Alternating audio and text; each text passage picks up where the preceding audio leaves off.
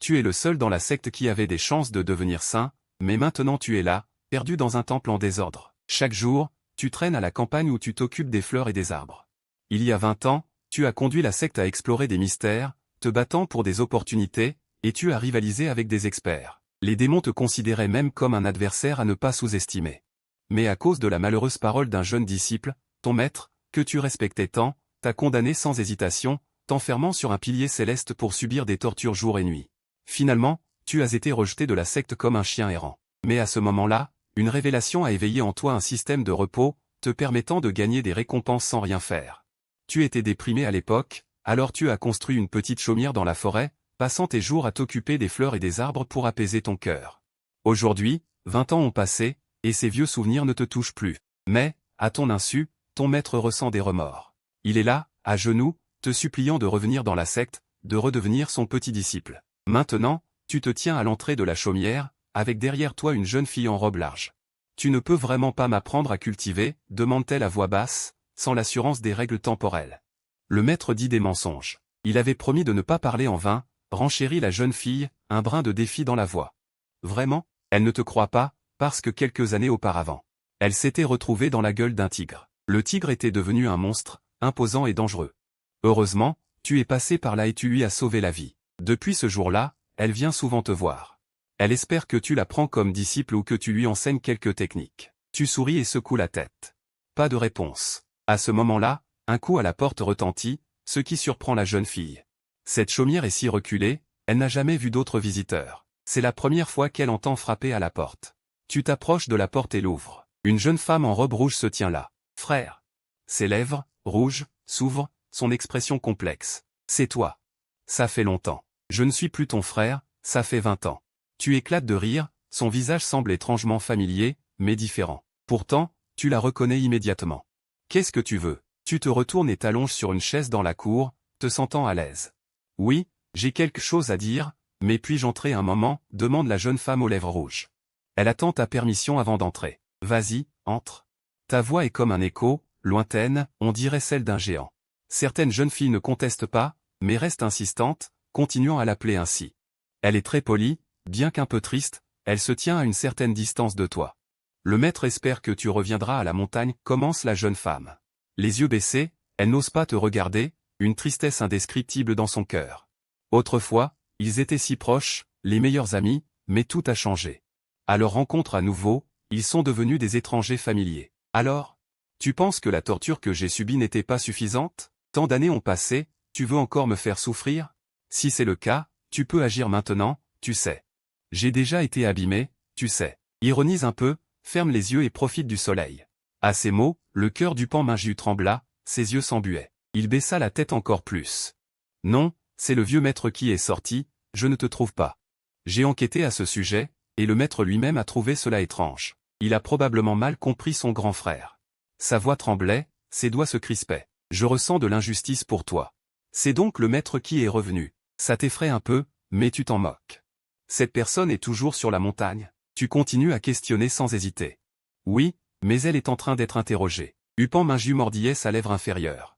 Je sais que c'est à propos de ce petit disciple. Ces années, le maître s'est beaucoup reproché les choses. J'ai eu l'impression d'être trop dur avec ton grand frère, je suis désolé, et je crois que ce n'est pas de sa faute. Merci, elle ouvre légèrement les yeux, regardant la fille avec un brin de nostalgie. Il y a 20 ans. Tout le monde me blâmait, j'étais sur le pilier céleste, soumis à la torture jour et nuit. Seul Upan Minju venait me voir. À l'époque, Upan Minju était encore petite et faible, mais elle grimpait la haute montagne pour m'apporter des fruits et de la viande spirituelle. Elle avait peur que je meure de faim, mais on l'a vite repérée et depuis, je ne l'ai plus revue. Jusqu'à ce que tu quittes la montagne, je ne l'ai pas vue. Alors, ton grand frère peut-il aller voir le maître? Upan Minju avait un regard plein d'espoir. Elle voulait avancer d'un pas, mais elle se sentait bloquée par un mur invisible.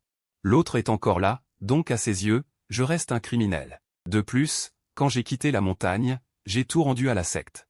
C'est déjà trop tard, je ne suis plus affecté par cela. Tu sembles si détaché, sans aucun trouble. Upan Minju voulait dire quelque chose de plus, mais tu l'as interrompu. Tu ne veux plus entendre parler d'eux. On ne devrait pas parler de ça entre nous. Même si tes deux grandes sœurs viennent, je ne ferai que leur dire de partir. Tu as dit en souriant. Ton grand frère est innocent, j'y crois. Cette fois, le vieux maître et le maître vont sûrement laver ton honneur. Nous pourrions agir comme frères et sœurs. Si c'était bien ton petit frère avant. Alors je l'emmènerai personnellement au hall de la loi pour demander au maître de le juger devant tout le monde. Upan Minju se redressait avec courage. Elle a dit beaucoup d'un coup, espérant que tu changerais d'avis. Pas besoin. On aurait dit que tu avais entendu une blague. D'abord ta réaction était surprise, puis un léger sourire est apparu. Un rire aux tonalités basses s'est échappé, et tu t'es calmé. Ton visage retrouve peu à peu sa sérénité. Ça faisait longtemps que tu n'avais pas entendu de si bonnes blagues. À l'époque, c'était lui qui m'avait amené au hall de la loi, maintenant il veut me défendre. Combien de cicatrices sur mon corps sont le résultat de ses soins? Avec un regard froid. Il se déroba et s'en alla, tandis qu'Upan Minju se pressait, les larmes coulaient de ses yeux. Ça tombe comme une source, juste à cause de ta peau qui devrait être froide. Mais elle est remplie de cicatrices profondes, tellement secrètes, la plus large fait presque la largeur d'une main. Il était difficile de trouver un endroit parfait sur sa peau. À côté, la petite fille restait là sans oser dire un mot. Elle n'arrive pas à imaginer comment il a survécu. Voyant son silence, tu as continué à dire, à l'époque, j'étais préparé. Avec ces blessures, j'ai été rejeté comme un chien, ils ne m'ont même pas regardé. Tout cela à cause de ton bon disciple. Sans amis pour m'aider, je serais déjà mort au pied de la montagne. Je ne veux pas qu'elle. Elle m'a élevé, elle a des droits sur moi, mais maintenant je ne suis qu'un homme ordinaire. C'est fini, j'ai déjà tout payé. Que cette femme ne vienne plus troubler ma vie. Si elle veut ma vie, qu'elle vienne me le dire personnellement. On sentait une tension dans l'air, malgré tout, c'était difficile à accepter. Tu commençais à être un peu impatient, ton aura se faisait immense. C'était comme une vague déferlante, aucune parole ne pouvait sortir. Il a vraiment été anéanti, cette pensée traversait son esprit. Il n'est pas faible, il était au sommet il y a quelques années. Difficile de croire qu'il ne peut même pas supporter la pression de l'autre. S'il te plaît, écoute mon dernier conseil, si tu me considères vraiment comme un frère. Si vous voulez être amis, je vous accueille, mais ne parlez plus de ces vieux souvenirs. Allons-y, retourne-lui mon message et salue le vieux maître pour moi. Merci. En se levant, il a ouvert la porte. Elle voulait dire encore quelque chose, mais son regard a tout figé. D'accord, prends soin de toi, frère. Il s'est ensuite retourné. Ses larmes se sont mêlées au chemin, disparaissant rapidement. Et toi, ça va? Après un moment, voyant ton silence. Elle s'est approchée, inquiète. L'aura de l'autre personne était trop intimidante, elle n'osait pas s'approcher. Ça va, j'ai juste été un peu surpris. Je suis vraiment désolé, sa voix douce te rappelle à la réalité. Un sourire revient sur ton visage. Ces cicatrices doivent vraiment faire mal. La petite fille a dit cela après un moment, elle ne savait pas comment il avait vécu tout ça. J'ai déjà été maltraité comme ça. Quelques petites blessures. Ça va, je suis solide maintenant. Tu as ri en disant que tout ça, c'était loin derrière. Quant à la douleur. Ça fait mal, mais pas autant que dans le passé. La nuit tombe vite. Tu ajoutais du bois dans le poêle. C'est juste le début du printemps, mais les nuits en montagne restent froides. Sans feu, tu prends vite froid. Maître, tu étais vraiment un immortel avant? Ce fruit de Mushuang est dans la couverture, c'est tout ce qu'il avait apporté. Parce qu'il donne toujours des dates à chaque fois qu'il vient. Cette fois, tu ne peux pas me mentir. Cet immortel t'appelle frère aîné. Mushuang est convaincu. Cette personne était sûrement un immortel, elle avait une aura incroyable. Et je n'ai jamais vu un mortel courir aussi vite. Elle est partie comme un éclair, en un clin d'œil. Tu veux vraiment t'entraîner? Tes yeux sont étranges. Bien sûr que oui. Mushuang est surpris et dit avec enthousiasme, une amie viendra me rendre visite dans quelques jours. C'est vraiment une ancienne maîtresse. Si tu es sûr de toi, je peux te la présenter. Tu regardes Mushuang avec sérieux. Avant de t'entraîner, il faut lui dire certaines choses. Ce chemin est difficile, rempli de trahisons et de défis. Je suis la preuve vivante. Tout se joue à la ressource. Ça peut aller loin. Tu es sûr d'être prêt? Tu as l'air très sérieuse et un peu inquiète. Elle mordit sa lèvre. Après un moment, elle demande, et je pourrais revoir ma famille? S'entraîner, c'est son rêve. Son plus grand peur serait de ne plus jamais revoir ses parents. Pas forcément. Après un moment de silence, elle réplique. Le chemin de l'entraînement est long, sans fin. La plupart des pratiquants ne revoient plus leurs parents, car il faut souvent passer des années en retraite. Dans le monde, tant de choses ont changé. Si je regrette, puis-je faire demi-tour? Elle demande avec espoir. Sa famille va bien. Dans sa vieillesse, il veut honorer ses parents, ne pas disparaître sans nouvelles. Elle souhaite souvent rentrer chez elle. Ça, c'est possible. Mais sans détermination, tu ne feras pas long feu sur ce chemin. Rire. Un pratiquant veut souvent quitter son école facilement, mais... De quoi je me mêle? C'est dangereux. Mais ton ami est vraiment bien placé, protéger une jeune fille, ce n'est pas si difficile. C'est bien. La jeune fille lâche un soupir de soulagement. Je veux essayer. Elle a l'air si heureuse. Elle ne s'attend pas à devenir une puissante immortelle, juste pouvoir voler, ce serait bien. Elle a des rêves simples mais joyeux. Bien, alors demain, nous descendrons de la montagne et expliquerons à tes parents. Il est temps de se reposer. Avec un soupir et un sourire, tu éteignis la bougie avant de rejoindre Mushuang. Félicitations, tu as réussi à te reposer une journée. Test réussi pour 20 années, récompense, la bête divine, le rouge-gorge. Le panneau du système apparaît, tu as peur de tirer ce qui te réveille. Après un rapport silencieux. Une lumière rouge éclatante brille dans le ciel. Un oiseau rouge, tout en flammes, apparaît. Peu après, il s'intensifie. C'était devenu un oiseau cochon, posé sur la branche dehors, observant tranquillement la cour. Un jour, au petit matin, le maître. Pourquoi tu as un oiseau sur la tête aujourd'hui? Il regarde l'oiseau rouge sur ton épaule. Avec curiosité, alors qu'il descend de la route, il fixe l'oiseau depuis un moment. Il ne pouvait plus se retenir de poser la question. Il est entré ce matin quand j'ai ouvert la porte. Il ne partait pas alors je l'ai laissé. J'essaie de caresser la tête de l'oiseau cochon, il aime ça. Il frotte sa tête contre tes doigts, il semble vraiment apprécier ça. En approchant du village. Ils arrivent enfin chez les Mus. Il semble qu'il se passe quelque chose, regardons cette maison. Tu n'as pas l'air bien. Eh bien, maître, qu'est-ce qui t'arrive? Les talents culinaires de ma mère sont excellents, il faut vraiment que tu goûtes. Mais elle a un peu de mal. Il blêmit en entendant cela, car la salle des Mus était remplie de monde. La plupart sont des médecins réputés. Mu est assis au bord du lit, regardant avec inquiétude le fils Mu, aux yeux fermés. Ses joues portent encore des traces de larmes non essuyées. Le corps de Musi est sain, je ne vois rien d'anormal. Sans pouvoir rien faire, le vieil homme joue avec son bracelet en soupirant. Enfant, comment cela a-t-il pu arriver? Vous êtes le meilleur médecin de la ville. Regardez encore une fois, s'il vous plaît. C'est vraiment urgent. Il n'abandonne pas, car c'est le meilleur médecin qu'il ait pu trouver. S'il ne peut rien faire.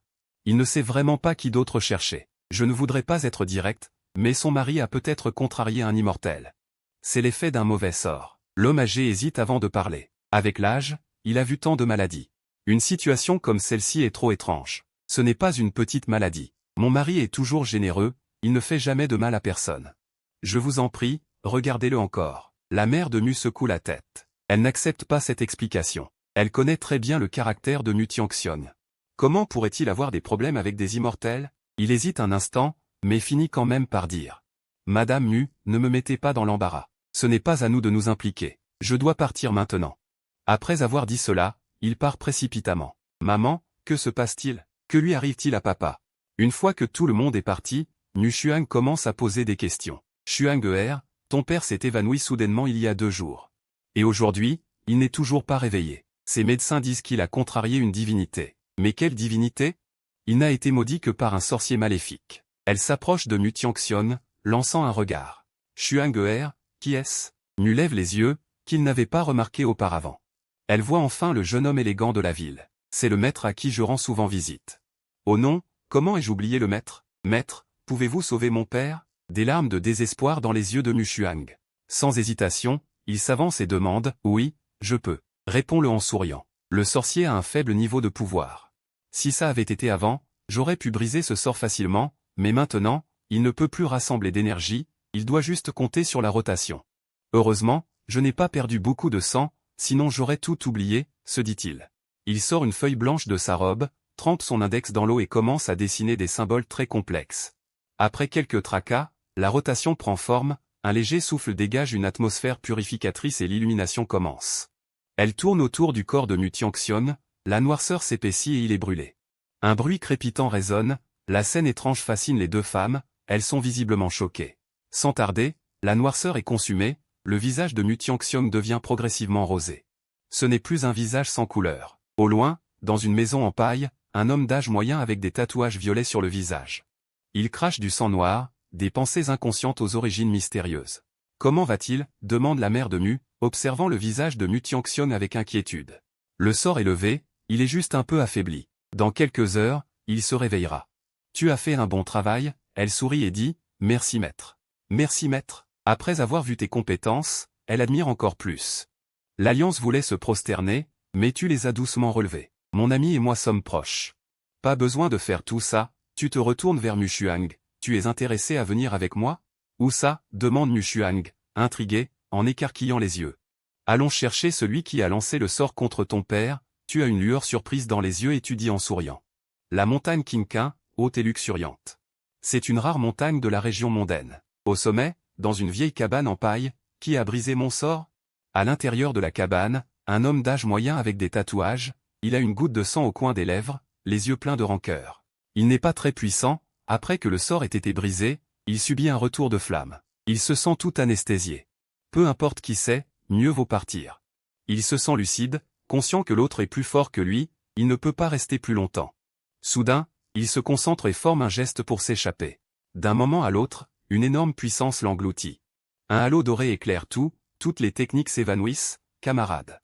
Je ne te vois pas clairement de loin, tu sembles surpris de me reconnaître. 20 ans ont passé, je ne pensais pas que quelqu'un se souvenait encore de moi. Tu es bien Yang Qingliu? La voix de l'homme d'âge moyen tremble, il prend du temps avant de répondre. Il n'ose pas confirmer. Il évite de croire que Yang Qingliu est là, mais un visage comme ça est rare. Tout le monde dans le monde de la cultivation ne pourrait pas te surpasser, c'est moi, tu l'admets finalement. Mais il avance sans s'arrêter, tranquillement vers le combat, suivi d'un grand bruit. Le sol s'est creusé, et l'homme mature s'est retourné, se précipitant dans l'autre sens. Dans sa tête, un seul mot. Bien. Cet homme mature n'a pas beaucoup de temps de cultivation, mais il a entendu trop de légendes à son sujet. Il était autrefois considéré comme un adversaire à éviter. Il a même vu son portrait, bien qu'il ait été éliminé il y a 20 ans. Mais un chameau mort reste plus grand qu'un cheval. Pour un pratiquant maléfique, il n'y a pas de différence entre lui et le dieu de la mort. Puisque c'est un ami, pourquoi ne pas l'aider un peu? Qu'en penses-tu? Avec son manteau brodé de lumière, plusieurs éclairs de pouvoir jaillissent, se dispersant autour. Soudain, la lumière dorée foudroie les yeux. La montagne entière semble transcendante, divine et sacrée. Dans l'espace, la foudre dorée s'affine, accompagnée du tonnerre, comme un châtiment céleste. Elle s'abat directement. À l'instant suivant, un cri horrible se fait entendre. L'homme mature est enveloppé par la foudre. Il émet un cri de désespoir. Son corps est brûlé, déformé, et son aspect est flou. Son expression est froide. Pas le moindre soupçon de pitié. Le sort qu'il a lancé est horrible. S'il était arrivé quelques jours plus tard, Shu Tiangxiong aurait sûrement eu un accident. Quant aux raisons du sort, on peut en deviner la plupart. Les pratiquants maléfiques ne sont pas bien vus dans le monde de la cultivation, leurs ressources sont rares. Cet homme mature devait avoir été rejeté par la famille Mu en quête de richesse, et il a maudit par rancune. Après tout, ce n'est pas comme avant. Tu regardes les débris sous tes pieds, comme si un immortel murmurait en chuchotant. Autrefois, cela n'attaquait que les artistes, sans causer de si grands dégâts. Mu Shuang se couvre la bouche. Elle a des hauts le cœur, et elle est rentrée dans une sorte de choc. C'est vraiment une situation affreuse. Elle n'a pas vraiment vu de cadavre, surtout pas dans un état si tordu, avec les entrailles à l'extérieur. Il n'est pas nécessaire de se forcer. Tu souris en caressant sa tête. Ce genre de scène devient de moins en moins rare dans le monde de la cultivation. De toute façon, elle s'y habituera vite. Dit Mu Shuang, en se ressaisissant. Elle écrase la sensation nauséeuse. En hochant la tête, elle ajoute, allons-y. Allons voir tes parents. Tu leur fais signe et descends la montagne. Le soir, tu es de retour au clan Mu. Après un certain temps, dans la cour du clan Mu, des plats parfumés et visuellement attrayants sont servis sur la table. Mais ce n'est pas à ton goût. Je vais envoyer quelqu'un chercher quelque chose à manger à la ville. Je ne peux même pas en manger une bouchée. Ta mère prend la parole, pensant que le goût n'est pas bon, et appelle une servante. Non, tu te trompes. Tout ça est très bon. C'est juste que j'ai été végétarienne trop longtemps. J'ai besoin d'un peu de temps pour m'adapter. Tu arrêtes ta mère et commences à dire. En voyant que ta mère a encore quelque chose à ajouter, tu parles en premier. Et le silence s'installe chez les deux couples d'âge mûr. Même Mu Shuang a arrêté de manger, son expression est très complexe. Est-ce que ce chemin d'apprentissage est dangereux, maître? Non, ce n'est pas dangereux, tant que tu as le cœur tourné vers le juste. Je comprends le cœur des parents. Mu Shuang veut juste faire l'expérience de l'apprentissage. Tant que tu ne te mets pas à chercher des ennuis avec les autres, tout ira bien. Les deux parents ont soupiré, les yeux embués. Leur enfant va quitter la maison. Ils l'ont vu grandir. Ils sont vraiment tristes. Mais ils ne l'ont pas empêché. Ils savent que c'est le rêve de Mu Shuang. Depuis son enfance, elle espère emprunter le chemin des immortels. Écoute bien ce que te disent les maîtres. Compris? Ne sois pas têtu, dehors c'est différent. Si tu manques de quelque chose, dis-le à tes parents. On veillera sur toi. Ils avaient peur d'oublier quelque chose. Papa, maman, Mu Shuang. Les mots lui échappent, les larmes coulent. Tu observes cette scène, puis tu t'éclipses. Tu sors discrètement dans la nuit. La brise te caresse le visage sous la lune. C'est si agréable. Tu t'assois près d'une pierre. Regardant la lune, tu te parles à voix haute. Quel endroit paisible. Cette beauté te rappelle des souvenirs brisés. Après un moment, ton expression redevient calme. Dans la nuit, un jeune homme se tenait sous la lumière de la lune, son manteau flottant. Tu guides Mu Shuang en dehors du temple. Maître, tu étais célèbre dans le monde des arts martiaux, non? J'ai vu comment cet autre maudit te craignait. Son esprit vif lui a permis de changer de sujet. Il ne fait que te connaître, c'est tout. Tu mens encore, maître. Mu Shuang ne le croit pas vraiment, car la réaction de Vincent était forte. Comme quand il était petit et qu'il avait peur des histoires de fantômes. Vous marchez jusqu'à une petite colline. En écartant les herbes, tu vois qu'il y a quelqu'un là-dedans. Il y a vraiment un voleur, s'exclame Mu Shuang, surprise par son audace. Si c'est mon ami qui est venu, ça ne me dérange pas, dit-il avec un sourire. En fait, qu'importe si c'est un voleur ou pas, ça n'a pas d'importance. Il y a une femme en robe simple près du feu, sans maquillage. Mais elle est étrangement belle. Tu es de retour, demande-t-elle en levant les yeux avec un sourire. Elle continue à cuire, remuant la poêle de temps en temps. Je suis désolé, mais pourquoi as-tu pris autant de choses? Elle te regarde, agacée. Voilà, la soupe, prends une gorgée. Ça fait longtemps, non? Tu sais pas trop si ça va te plaire, c'est un peu délicat. Tu vois les empreintes sur le bord, ça doit être gênant. Si un disciple le voyait, il deviendrait jaloux, car elle est d'une noblesse rare, une vraie déesse. Avec tant de prétendants, elle n'a jamais flatté personne. Ah là là. Pourquoi tu deviens tout rouge? Allez, bois. Zhang Fuling l'a remarqué aussi. Mais son visage reste aussi impassible qu'un lac. Tu ne peux pas le résister, alors ouvre la bouche. C'est comment? Zhang Fuling, un peu nerveux, n'est pas sûr de son coup, il ne cuisine pas souvent. À part toi, personne ne mérite ça. C'est super bon, comme avant. La chaleur de la soupe descend dans son cœur. 10 ans sans se voir, mais rien n'a changé. Voici mon ami proche, Zhang Fuling. Tu le présentes à Mu Xiang. C'est vraiment juste un ami? Mu Xiang pense ça en secret. Il observe leur interaction. Ami, vraiment? Pour lui, ça ressemble plus à un couple. Bien qu'il pense ça, il reste très respectueux. En tant qu'invité, ravi de vous rencontrer, petite, tu es vraiment belle. Zhang Fuling sourit chaleureusement et n'hésite pas à complimenter, tout en se montrant bienveillant. Il l'observe attentivement, essayant de déceler ses qualités. Même dans un cadre normal, elle attire les gens. Tu devrais lui proposer un verre, dit-il. C'est trop risqué sinon, il faut se battre pour ça. Zhang Fuling prend la parole. Lui et Yang Qingliu ont commencé en bas, plein de sang sur les mains. Même si leurs talents sont reconnus, sans un cœur déterminé, ils ne seraient pas là. J'ai promis à ses parents de veiller sur lui, alors aide-moi s'il te plaît. Regarde-la dans les yeux. Puis, les verres s'entrechoquent. Après quelques gorgées, le visage de Zhang Fuling devient un peu rouge. Mais tu dois promettre de surveiller. Tu restes bouche bée, et tu ris. Qu'est-ce que je peux faire? Avec sa position, il y a tellement de gens sous lui. Je ne vois pas comment je peux t'aider. Peu importe, promets-moi juste. Il s'appuie sur toi, te prenant par l'épaule. Il se sent un peu coupable à cet instant. D'accord, je suis d'accord. Tu n'hésites pas. C'est la seule personne en qui tu as confiance. Si je peux t'aider, je ferai tout. Emmène-moi avec toi. Zhang Fuling a un air joyeux.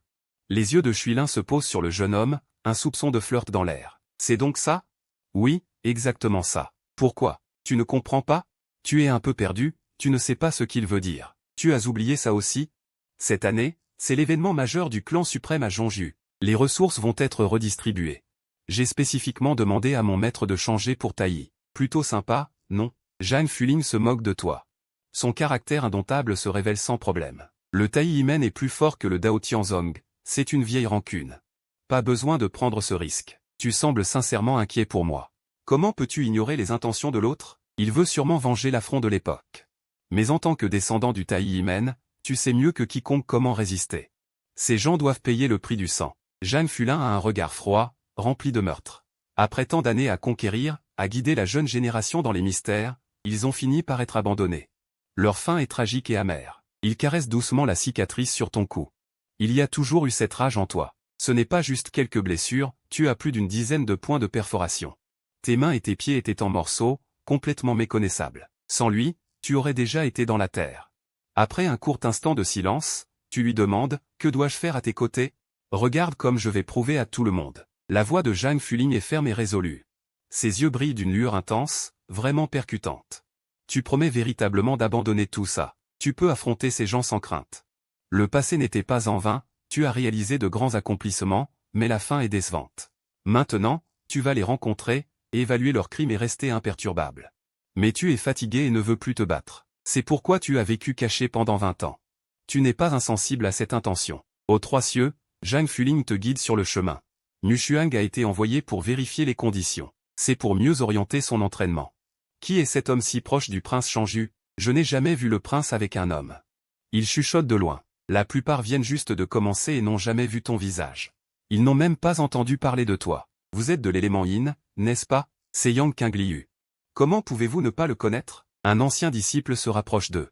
Il observe les deux qui rient au loin, son expression est à la fois surprise. Frère. Il est très célèbre, mais je ne ressens pas son énergie spirituelle. Son niveau est-il si élevé? Une jeune disciple présente des signes d'être amoureuse. Il est très connu, mais maintenant est un simple mortel.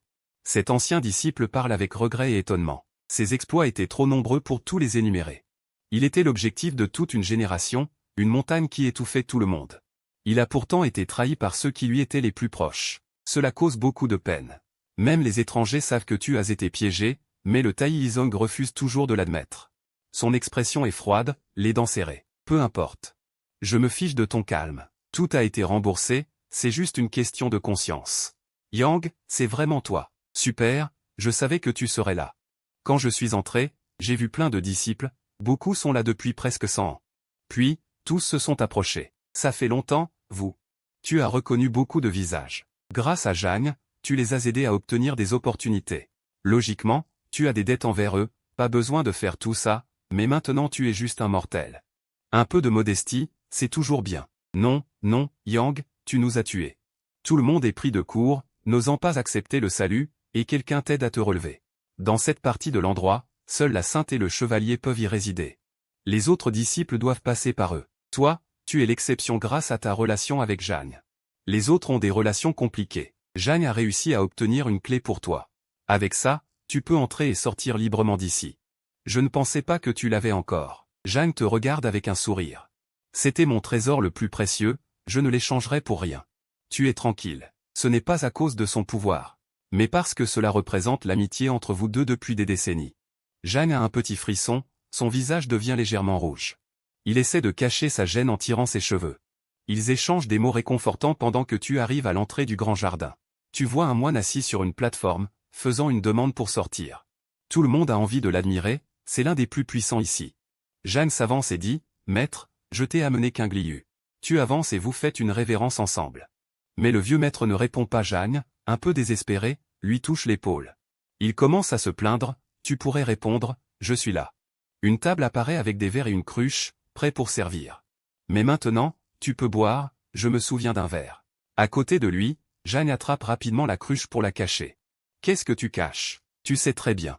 Et n'embête pas Qingliu. Allez, arrête de faire des histoires. Je me fiche des regards des autres. Puisque tu es là, sache que Peibn a payé le prix. Au début, Jiangulin et toi étiez des trésors pour lui.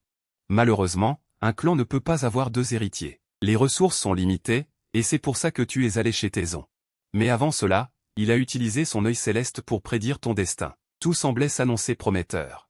Je ne sais pas ce qui s'est passé, mais il y a 20 ans, en te redéfinissant, c'était tout le contraire. Quand ils sont descendus, il était presque soir. Tu avais un nouvel ornement au front. En sortant de la cour, Sheng a fait une lecture pour toi. Son visage était grave. Il a eu une vision divine et a dit qu'au moment clé, ça pourrait te sauver. Un instant plus tard, vous avez vu revenir Muxiang. La fille avait l'air heureuse, elle avait reçu beaucoup de compliments. Minju doit aller chez Taizong. Viens avec moi et nous irons là-bas. C'est d'accord? Tu dois préparer le terrain. La coalition de Sanqing doit envoyer un défi à Taizong.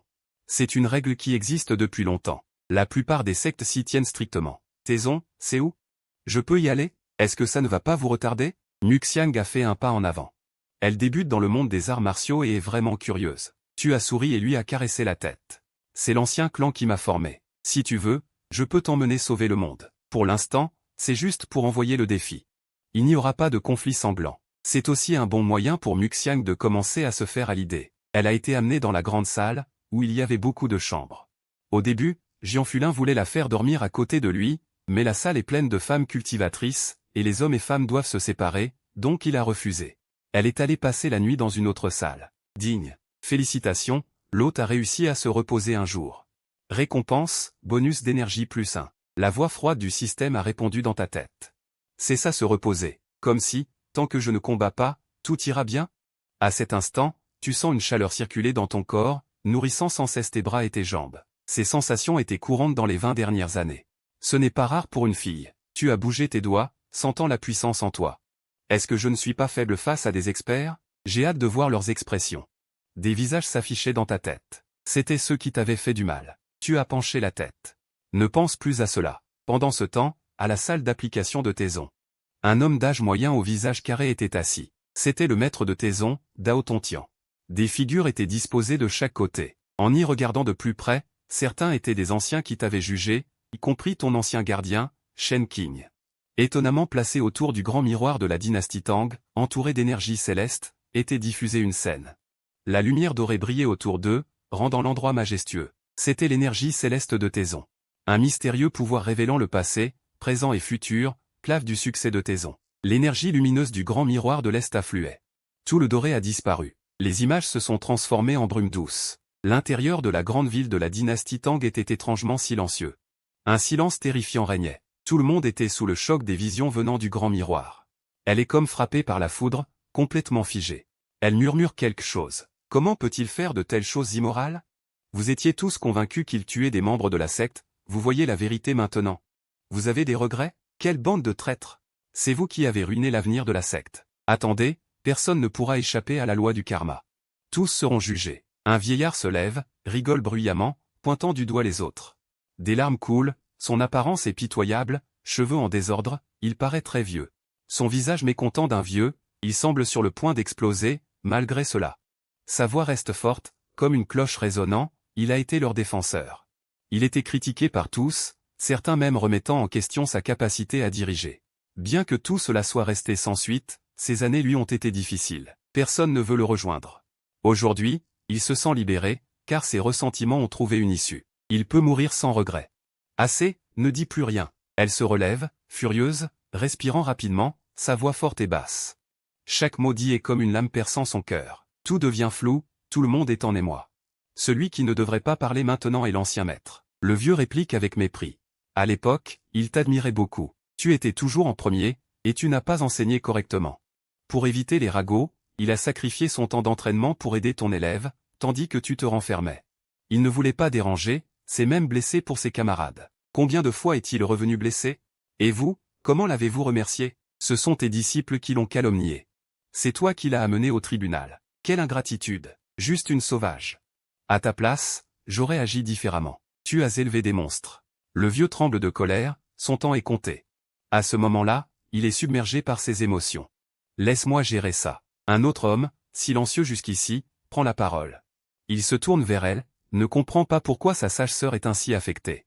Et ton élève, qu'en est-il? Il lui demande, la regardant dans le vent. Je ne t'ai pas demandé de l'envoyer en prison. Ses yeux sont maintenant pleins de colère. Elle reste là, les mains jointes, sans pouvoir parler. Elle espérait que tout se réglerait rapidement. Elle pensait juste le ramener pour le soigner. Jamais elle n'aurait imaginé que ça finirait ainsi. À peine quelques toussements et vous êtes déjà sur son dos. C'est vraiment injuste pour lui. Elle n'a plus beaucoup de temps, elle n'a pas peur de dire ce qu'elle pense. Un moment de flottement pour elle. Elle se concentre et cherche même des symboles pour retrouver la motivation qu'elle avait autrefois. Un bruit de rupture résonne dans son esprit. Elle est dans le flou, puis une douleur aiguë la transperce. Des souvenirs lointains remontent à la surface, comme des scènes d'une première rencontre avec toi. Tu t'appelles chaleureusement Shizun, et tu es là, prêt à l'aider après son retour blessé. C'était rempli de moments merveilleux entre vous deux, mais tout cela s'est brisé depuis l'arrivée de Ling Fan ici. Les images se fendent en morceaux, arrêtées au moment où elle a été rejetée par le clan. Une aura sombre l'entoure, son souffle devient terrifiant. Comment ai-je pu oublier? En levant les yeux, elle a les larmes aux joues.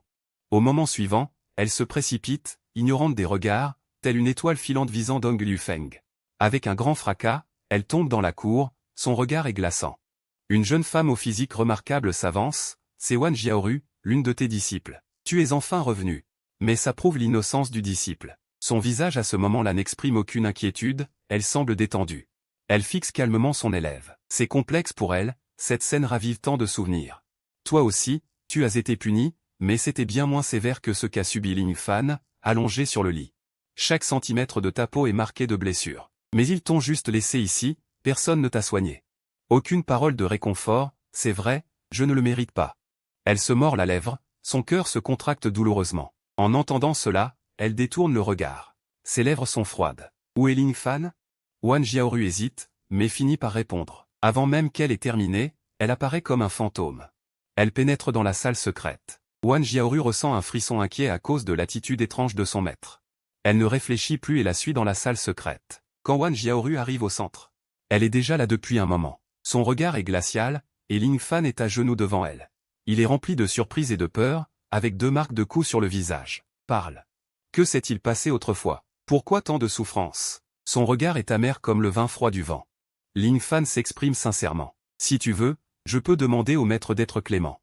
Je ne t'ai jamais calomnié, même toi, tu ne veux pas croire ça? Il a l'air si touché. Son regard innocent. Il a pu faire des erreurs, mais il aurait toujours ce visage. Elle devrait lui pardonner, porter le poids de ses erreurs. En le voyant ainsi, elle ressent une étrange pitié, se remémorant ton regard déterminé. Tu ne t'es jamais laissé abattre. Mais quand il y a une erreur, il ne veut pas se dévaloriser en mentant. Il prend toutes les conséquences sur lui, sans vouloir se compliquer la vie. Qu'est-ce que j'ai fait? Il le regrette. Tout le monde peut te croire, sauf lui. La personne qui devrait te connaître le mieux te blesse le plus. En pensant à son discours, elle secoue la tête. Le sang coule sans s'arrêter. En voyant son état, il se sent soudain vide. Il pensait qu'elle hésitait. Elle tend la main, voulant saisir ses jambes pour continuer à mendier, mais son expression est froide. Elle le repousse avec son manteau. Réponds à ma question. Sa voix est glaciale.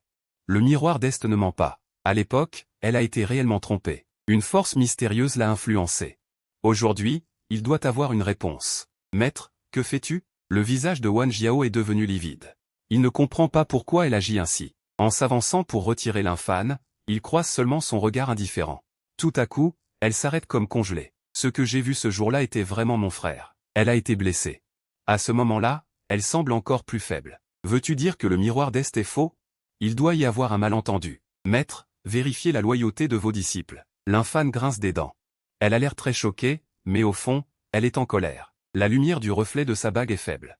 Quand elle était jeune, elle est tombée d'une falaise et a trouvé cette bague dans une grotte. Avec ça, elle a toujours eu de la chance. Dans le passé, dès qu'il voulait une femme, il la prenait directement dans son lit. Cette force mystérieuse l'aidait à faire croire que l'autre était la personne la plus chère à son cœur. Mais ici, à Taïyi, elle est trop forte. Cette force ne peut pas percer son cœur. Au mieux, elle peut influencer ses décisions. De plus, il peut sentir que son attachement à elle est ancien. Peu importe ce qu'elle fait, son regard ne reste jamais sur elle. Elle ressent de la haine, elle est extrêmement en colère. Elle a passé une année entière à tout préparer. Finalement, l'infâne a réussi. S'il y a des irrégularités, je le découvrirai moi-même. En considérant ces années de loyauté, je te laisse un peu de temps. Réfléchis bien avant de me répondre. Elle lève la main pour l'attraper, mais en voyant son visage, elle ne peut pas se résoudre à le faire. Il lui a presque donné sa dernière confession. Faites attention lors de votre voyage au Sang Kingmen. En 2 heures, vous y serez. Mais il n'y a pas d'urgence pour eux. Leur détresse se dévoile. L'enregistrement a duré la moitié de la journée, la plupart du temps, ils ne s'en mêlent pas. Ils parlent des événements majeurs de ces dernières années dans le monde des pratiquants. À ce moment-là, une silhouette s'approche, son frère, avec sa robe rouge flamboyante, est là. Il s'avance dans la file et son visage montre une surprise. Minju, qu'est-ce que tu fais ici? Tu penches légèrement la tête, ne comprenant pas. Il reste encore un certain chemin pour aller au Taïyi.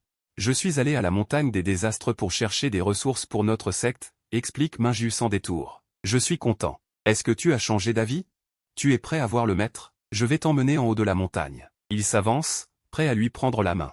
Mais au moment suivant, une immense énergie explose. Jiangulin fait un pas en avant, le visage froid, écartant directement la main de Minju. Tiens bien ton poignet et garde-le derrière toi. Ne fais pas de mal à la petite. Qui es-tu? Ça ne te regarde pas, je suis avec mon frère. Elle fronce les sourcils mais ne fait pas de geste. Elle sent la présence des vieux derrière elle, c'est intimidant. Une pression incroyable, c'est vraiment des puissants. Le frère en bronze riant, plein de sarcasme. Tu te donnes trop d'importance. Les gens de Taïyi n'ont pas à dire ça. Ça suffit, ne sois pas aussi hostile. Tu as donné une tape amicale sur l'épaule de Zhang Fulin, essayant de le calmer. Puis tu t'es tourné vers elle, détaché. Cette fois, je ne suis pas là juste pour les salutations, mais pour régler des comptes. Frère, qu'est-ce que tu dis? Elle est complètement figée. Je n'aurais jamais pensé entendre ce mot de ta bouche. Évite de me regarder. Ton ton est comme un écho du ciel. Elle ne veut pas te compliquer la vie. Qui va là? Un homme sort en se dandinant, avec de la graisse sur le ventre. Il parle avec une haleine alcoolisée. C'est un nouveau moine du temple. Et, même le gardien joue les malins. Taïyi, vous êtes ridicule. Tu ne peux plus te cacher, viens ici, paresseux. Il crie avec audace. Mais avant qu'il termine, l'homme âgé fait un geste discret. L'espace se déforme, et un tremblement s'écrase sur le gros homme. Le bruit énorme attire l'attention des disciples passant par là. Quelqu'un entre par effraction. Allez prévenir les anciens. Tu as montré un peu d'inquiétude. Jeanne Fulin et toi marchez lentement. L'idée n'est pas d'ennuyer Taïi, juste de donner un petit signal. Sans vous, vous n'êtes rien. Un groupe de lâches. Tu as secoué la tête, te remémorant ces jours passés. Les disciples de Taïi, avec leur loi de fer. Cela fait quoi, quelques années, vous êtes devenus des ivrognes. À peine un moment, une silhouette apparaît rapidement du palais. Une magnifique jeune femme en robe noire. Elle suit la petite. La jeune fille garde la tête baissée, n'osant pas parler. Sa voix est mélancolique, comme si elle voulait dire mille choses mais s'arrête. Ça fait longtemps. Oui, trop longtemps. Tu souris. Comment ça va depuis tout ce temps? La petite s'approche, elle veut se rapprocher de toi, mais elle ne sait pas comment. C'est bon, mais pas bon. Les 2 premières années étaient vraiment difficiles. Tu sembles un peu distrait. Les premières années après ma retraite étaient vraiment pénibles, j'avais perdu tout mon savoir-faire. Je me réveillais souvent la nuit, alors que j'étais sur le plancher, en pensant à la raison de ma vie, vieux sage. Avec des larmes aux yeux, il a pris ta main pour te réchauffer. Il a compris une partie de l'histoire, ça lui fait mal, il n'ose pas y penser. Si un jour ses parents le rendaient handicapé et le laissaient au bord de la route, qu'est-ce qu'il ressentirait? Vraiment, je suis désolé. La voix de la petite tremble, sa vision devient floue en te regardant. Son cœur bat fort, elle a du mal à respirer. Il préférerait que tu le détestes, que tu le blâmes, même que tu le tortures, plutôt que d'avoir ce visage impassible. Tu ne me dois rien, pas besoin de t'excuser. C'est Taïi qui me doit quelque chose. À présent, il doit le rendre. Tu parles calmement, l'autre a bien fait pour toi. À part toi-même, tu fais aussi partie des 2 étoiles. Chacun est en paix, tout à coup, une voix forte se fait entendre. HMPH, un faible. À l'époque, la route était un chemin partagé. Maintenant, tu oses faire un tel bruit. L'espace a été déchiré, et un homme d'âge moyen du lac Basi apparaît, ne sortant pas. Son regard est plus profond que le rouge, comme dans une bataille, les tambours résonnent, s'entendant par chaque disciple. Sauf si tu es clair dans ton cœur. J'ai pas envie de débattre. Mais aujourd'hui, tu fais ton apparition. Tu veux être le premier parmi les morts? Tu fronces les sourcils, le regard béant, en regardant calmement l'homme du lac Basi. Tu as en tête cet homme d'âge moyen, Wu Chao, l'ancien de Taizong, avec une vieille rancune. Il fait partie de ceux qui frappent dans le dos les plus féroces. HMPH, mais c'est juste un débris maintenant. Il est encore coincé dans le passé? Un mortel qui essaie d'être le premier, c'est risible. Wu Chao se moque, s'il avait été à l'époque, il n'aurait pas osé te provoquer. Mais maintenant, il ne ressent aucune force venant de toi, donc il n'a aucune peur. Les disciples autour discutent. Certains rient, pensant que tu es trop arrogant. Peu importe l'état de Wu Chao, il est encore l'ancien de Taizong. Il a une femme à la pointe de son art, s'il va dans une secte de première classe, il sera vénéré. Comment pourrait-il être tué facilement? Face aux bruits environnants, tu restes impassible. Dans ton cœur, tu es en proie à des doutes. Même si tu ne veux pas l'admettre, avec tes capacités actuelles. Déjà face à tout le monde, il est vrai que tuer Wu Chao serait un peu compliqué. Mais personne ne remarque. La lueur brillante dans tes yeux de sanglier, éclatant intensément. Mogdi pose une main sur ton épaule. Tu te retournes, le voyant se pencher vers toi, hésitant sur quelque chose. Avec moi, qui osera te maltraiter? Je peux m'occuper de ce vieil homme. Mogdi se dirige vers Wu Chao. Il range son sourire et dit calmement. Bien qu'il pleuve, chacun ressent une puissante atmosphère, si palpable. Ça s'empare de tout autour. Pendant ce temps, les anciens derrière le roi froncent les sourcils. Ils hésitent à arrêter le roi. Wu Chao, en tant qu'ancien, sait qu'il ne peut pas le laisser agir. Si ça dégénère, ça va tourner en guerre entre 2 factions, et les conséquences sont imprévisibles. Wu Chao blêmit. Il ne s'attendait pas à ce que le roi soit prêt à agir pour un être inutile. Même lui, il est fort. Wu Chao sait qu'il n'est pas de taille face à lui. Mais tous les disciples du taille y regardent. Il ne peut pas fuir. Soudain, une attaque de l'épée bleue éclate, et boum, ça retentit. Wu Chao est projeté dans le sol, les membres tordus, en état de choc. Je te laisse la vie. La prochaine fois, surveille mieux ta langue, dégage. Shen Qingyu retire son arme, le visage glacé, enragé, avec une énergie violente. Que fais-tu? Ramenons le roi à la raison, calme-toi. Qing Liu est sous ma protection. Mon disciple ne doit pas être lésé. Shen Qingyu prend une profonde inspiration. Sa voix trahit une hésitation, elle jette un coup d'œil à l'attaquant. Il ne répond pas. Elle se sent un peu mieux. Au moins, il n'a pas rejeté le fait qu'elle est sa disciple. Pas besoin de ça. Nous ne sommes plus maître et élève. Tu te détaches de cette relation. Mais tu es venu ici, sans avoir peur de ces gens. Montre ce que tu sais faire. À ce moment-là, une puissante épée volait comme un éclair, se précipitant vers Wu Chao. Wu Chao hurle de douleur, et tout le monde est en émoi. Le sang jaillit et l'air se déchire. Une aura extrêmement puissante jaillit près de Wu Chao, brisant l'attaque. Tous les anciens, bien que sérieux, le regarde avec un mélange de crainte. L'un des anciens, le visage sombre, se lève, comme une colère de Bouddha. As-tu oublié pourquoi tu as été chassé? Des voix résonnent autour d'eux. Des ombres apparaissent, leur présence sombre se fait sentir. L'un d'eux a eu de la chance d'échapper à la mort. Et après, qu'est-ce qui t'empêche de les tuer? Il penche légèrement la tête. L'éradication a toujours été ta ligne de conduite. Bien sûr, ce ne sera pas facile. Utiliser tes atouts épuisera toute ton énergie. En ce moment, tu es debout grâce à ta volonté. Tu sens que ton corps est fatigué, alors qu'il te recharge en énergie spirituelle, tout en te lançant un clin d'œil. Bien joué, dit le roi à ton oreille, Qingliu, retourne chercher la récompense. L'ancien, comme un foudre, parle tandis que sa présence envahit l'endroit. Personne ne sait mieux que lui combien ce jeune est redoutable. Il était la fierté du taillis. La lueur de l'épée fulmine comme un coup de tonnerre. Ils ont vu leur reflet dans ce coup, et ça les a effrayés. Et quand la glace fond, il faut étouffer le danger dans l'œuf. Sacré pouvoir. Tu as demandé à mon frère, non? Un sourire énigmatique. Un pas en avant, et tout s'étend sous mes pieds, balayé. Les sons du bouddhisme se dispersent, s'il te plaît, ne fais pas ça. Parfois, on peut dire que notre secte peut parfaitement te compenser. Une certaine tristesse, la voix chargée d'émotion. Qui aurait cru que tu voudrais revenir à tout moment? Une lueur d'attaque dans ses yeux, pensant que l'autre cédait, elle croit en ses trésors. Dis à notre maître d'agir, ça va vraiment te ramener à l'état initial. Mais tu as juste hoché la tête. Un léger sourire, cette précieuse racine spirituelle, je l'ai pris après avoir tué un monstre à l'est. Les herbes de la montagne m'ont été présentées par moi-même. Êtes-vous déjà monté les voir? Pose-toi la question, qui d'autre que moi, Dong Liufeng, pourrait alchimiser? Ne dis pas que je t'ai égaré. Tout en parlant ainsi, elle ne peut s'empêcher de sourire, amère et triste. Non, c'est pas ça. Je suis vraiment peiné, mon cœur tremble. Je réalise qu'il n'y a rien que je puisse lui donner. Comme tu l'as dit, sans elle, c'est juste une bonne action. En voyant son expression, une déception traverse ses yeux. Laisse tomber, c'est juste une attitude méprisante. Elle ne reste plus, son regard s'est simplement détaché. Elle reste figée, regardant le jeune homme s'éloigner, les lèvres bougeant sans un mot. Ça suffit. Un murmure secret descend du ciel. À cet instant, l'homme au regard impérieux apparaît, plein d'autorité. Il semble très léger mais se déplace à une vitesse incroyable, réduisant la distance d'un coup. Il disperse facilement l'atmosphère tendue. C'est lui, le maître. Certaines personnes reconnaissent son identité. Ça fait vibrer leur cœur, c'est un des puissants. Il ne peut pas perdre. Son intervention va stabiliser les troubles. Comme un ancêtre, il arrive devant toi, et tu sens sa présence familière. Tu as grandi. Il tend la main pour caresser ta tête, avec un sourire bienveillant.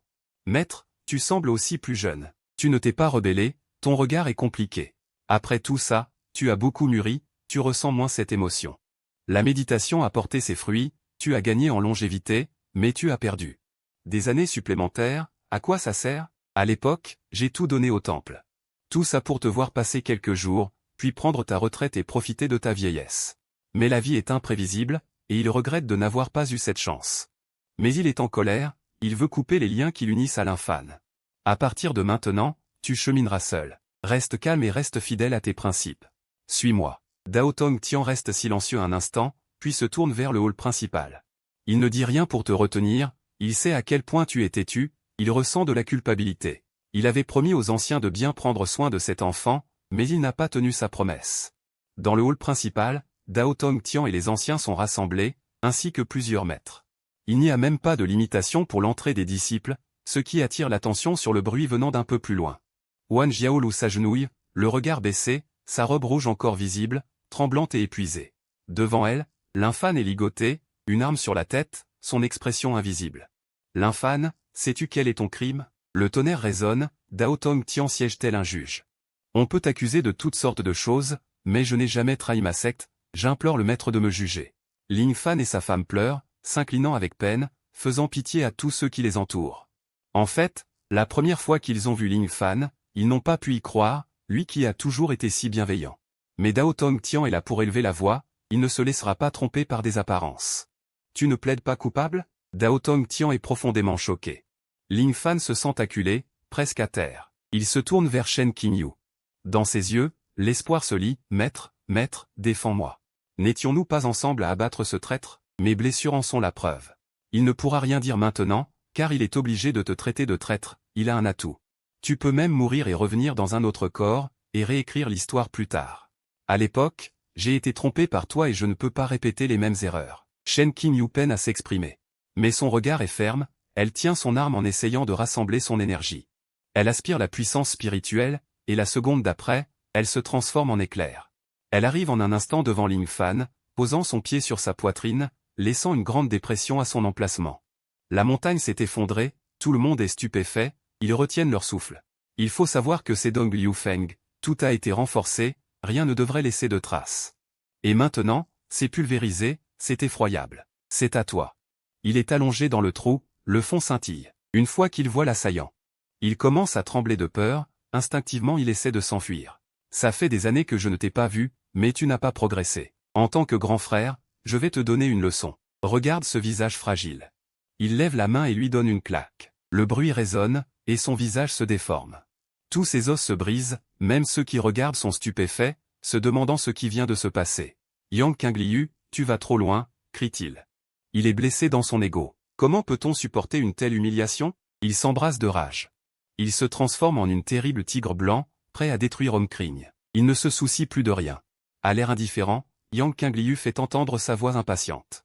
Autour de lui, une légère lumière grise émerge. Le tigre blanc est féroce, mais il se dissipe sous cette lumière. Il ne tremble pas le moins du monde. Il semble que ce pouvoir puisse contrer beaucoup d'énergie spirituelle. As-tu des dernières paroles? Il lève le pied et écrase à nouveau. Il regarde Ling Fan avec un ton désinvolte. Ah! Dernière parole, Yang Qingliu, tu ne crois pas avoir gagné, n'est-ce pas? À mes yeux, tu n'es rien d'autre qu'un pauvre petit voyou, rit Ling Fan. La peur dans ses yeux s'est évaporée, laissant place à une folie douceâtre. Il pointe du doigt Wan Jiao avec un regard moqueur. Tu vois ça? Je suis presque mort et il ne me laisse pas partir. Tu as risqué ta vie pour lui, qu'est-ce que ça vaut vraiment? Je n'ai qu'à faire un geste, et il y a Shen Qingyu. Comment le traites-tu? Personne ne sait mieux que moi. Mais lui? C'est moi qui t'ai envoyé au sommet. Regarde tes cicatrices, c'est moi qui lui ai dit de te frapper. Tu ne t'y attends pas, hein? Ah, je n'étais qu'à l'hôpital. Il a pris quelques mots un peu précipités, et voilà qu'il s'est décidé à agir. S'il n'avait pas de doute, avec mes capacités d'autrefois, comment aurais-je pu influencer des disciples de haut niveau? Ah, et ce monde où il s'est reclus. Tu as été bien avec lui, je t'envie. Mais après ton départ, il ne t'a jamais demandé. Il pensait que tu étais un simple chien, alors que moi, j'étais leur maître. C'est tout. Tu crois toujours avoir gagné? Ling Fan rit aux éclats. Non, ce n'est pas comme ça, laisse-moi expliquer. Shen Qingyu paraît pâle, elle s'avance mais une lumière éblouissante la repousse. Tu lui jettes un regard désinvolte sans te laisser ébranler. Puis tu regardes Ling Fan, un léger sourire apparaît sur ton visage, sans t'inquiéter. Tu as raison, je n'ai effectivement pas vu leur vrai visage avant. Merci de m'avoir ouvert les yeux. Tu souris, soulagé, et chacun ressent la trahison de l'ancien héros devenu vil. Trahi par ceux qui lui sont les plus proches, même ses anciens ennemis l'ont aidé, les anciens sont tous déconcertés. Un sourire amer aux lèvres, il lâche un cri, comme un dragon qui se retourne. Tu es comme un dieu du feu, ta vie est entourée d'épreuves, des oiseaux tournent et crient au-dessus de toi. L'inquiétude envahit Ling Fan, le ciel est rouge de sang, tout le clan de Muzang est réduit en cendres. Tout le monde reste figé, un silence s'installe, bien qu'il s'attendait à cette fin. Mais il ne s'attendait pas à ce que tu agisses si rapidement. Est-ce que c'est vraiment la fin? Après un moment, quelqu'un reprend ses esprits, c'est difficile, oui. Elle est revenue, toujours aussi forte, beaucoup ont l'air perdus. On dirait qu'on est revenu à l'époque où elle a fait irruption, Shen Qingyu mordit sa lippe. Les mots de Ling Fan avant sa mort lui ont fait mal au cœur, il ne peut nier qu'il a vraiment douté de toi à l'époque. Qingliu, ne crois pas ce que Ling Fan a dit, reviens avec moi, d'accord? Je te promets que je te traiterai 2 fois mieux maintenant, tu ne souffriras plus. Elle veut prendre sa main, mais à ce moment-là, tu as un regard indifférent, et tu l'ignores. Tu marches vers les portes du temple, puis tu avertis. Je m'assure que Ling Fan n'est pas mort, tu devrais faire attention. Merci, maître, je pars maintenant. Tu laisses le combat à l'autre, puis recules de quelques pas avec Zhang Xulin, sans jeter un regard vers Shen Qingyu. C'est presque désespérant, que dois-je faire pour que Qingliu revienne à moi? Elle sent sa respiration se faire plus rapide. Sa voix tremble, bien qu'elle veuille garder son calme, les larmes montent. Avec une vision floue, dans le temple des démons, un jeune homme est allongé sur un lit, entouré de lumière rouge. Il ressemble tellement à Ling Fan. La seconde d'après, elle se lève d'un bond, haletante. Son impulsion est forte, Yang Qingliu est vraiment impitoyable. Quand elle pense à ça, la haine dans l'esprit de Ling Fan grandit. Il crie un nom à l'extérieur, « Maître, vous êtes de retour ». Sun Ran apparaît devant Ling Fan, en tenue sombre. Inquiet, il semble très respectueux. Il y a quelques jours, j'ai eu un pressentiment, je sens que Yang Qingliu n'est pas encore morte. Diffuse cette nouvelle pour moi, fais en sorte qu'elle reste discrète. L'infâne, préoccupé, sait qu'il a besoin de repos pour son âme. Mais dans le clan des démons, beaucoup le détestent, y compris plusieurs anciens avec un haut niveau. Au temple de Shengyu, tu es avec Zhang Foulin sur la roche, sans te soucier de l'image. Les oiseaux ne savent plus où aller, à côté d'eux, il y a plusieurs bouteilles de breuvage frais, ça sent bon. Je te remercie pour ce trajet, tu lèves ton verre, légèrement éméché maintenant. Dans l'ivresse, tu deviens sincère. Ne dis plus ce genre de choses, ou je vais devoir te frapper. Maintenant, tu n'es pas mon rival. Zhang Foulin est mécontent et s'appuie sur ton épaule, gesticulant. Tu as souri et levé les yeux vers la lune, ce soleil brillant te fait penser à autre chose. Comme si le passé revenait, tu te souviens des fois où tu étais poursuivi, Zhang Foulin lâche un soupir. Mei te fixe comme si elle pouvait lire dans ton âme. Puis, elle s'allonge avec nonchalance, le regard perdu. À l'époque, vous n'étiez pas très puissant. Lui n'était pas le saint, et elle n'était pas encore la sainte.